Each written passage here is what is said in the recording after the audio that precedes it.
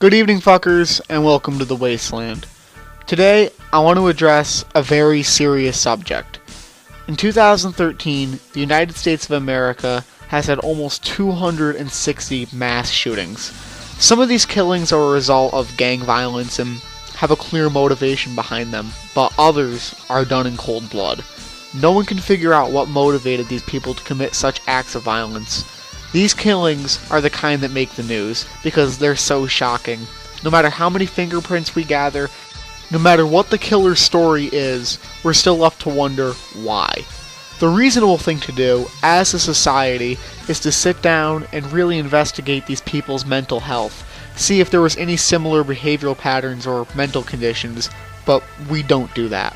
Instead, we point fingers, and many people are pointing them right at video games.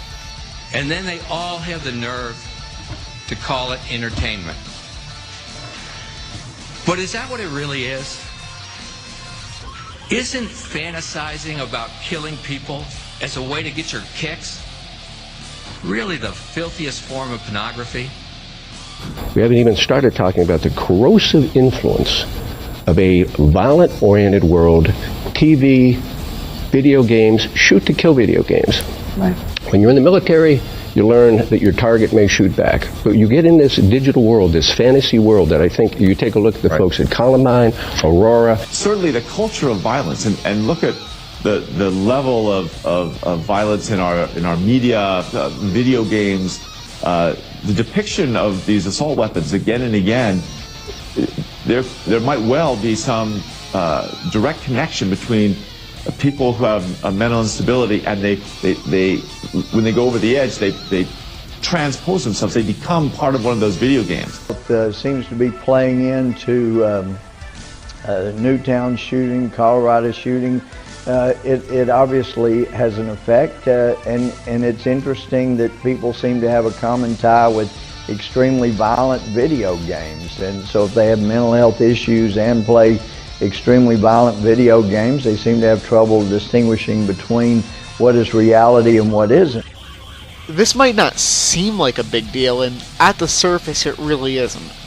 I'm not mad that they're blaming an inanimate object or saying something bad about something I like. I'm mad at the sheer ignorance of their comments. I've been a gamer my whole life, and most of my friends are gamers.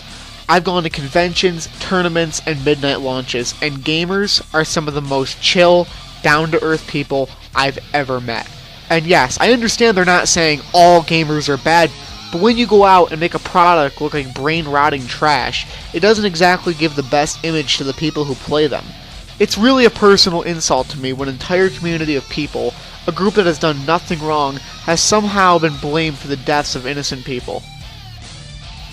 I game with people all the time, and you know what I hear? Laughter. I hear laughter, and I see people connecting through a common interest. Think about the things that divide us: war, disease, the economy. Video games bring people together to have a good time, sometimes even with complete strangers. And in a world that's so full of evil, that is a goddamn miracle.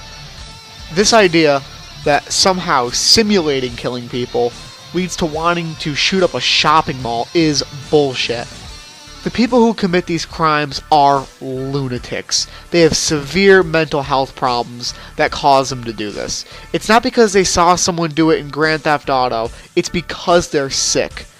As you may have seen earlier, Louis Gohmert, a neo-conservative dipshit, claimed it was Grand Theft Auto 5's fault for the shooting at the Naval Yard in Washington, D.C. Well, Louis, considering that shooting happened a day after that game came out, it would seem it wasn't GTA's fault, and you're just an uneducated dipshit who pulls things from his ass. The shooter in DC, a month earlier, called the police and told them to arrest the voices in his head and that he was giving microwave vibrations. He was fucking nuts. It wasn't because he played video games, it's because he was insane. You know, it's not like marketing violence to people is anything new either.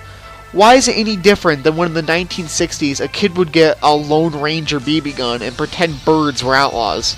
It's the same thing aside from the dead birds. Let me just give you some statistics. Japan, in the last 5 years, has had under 100 gun-related deaths. Per capita, they buy more video games than we do. They invented Mortal Kombat, a game where you literally punch through people's chests and rip out their heart. I'm insulted because I'm part of this community. Leave us the fuck alone. We enjoy these games because they create a sense of excitement and put us in a real-world situation. It's simply drama that drives a storyline, and that's all. To all the people in the media, to all the people in Washington who say video games cause people to shoot up a school, please, kindly fuck off.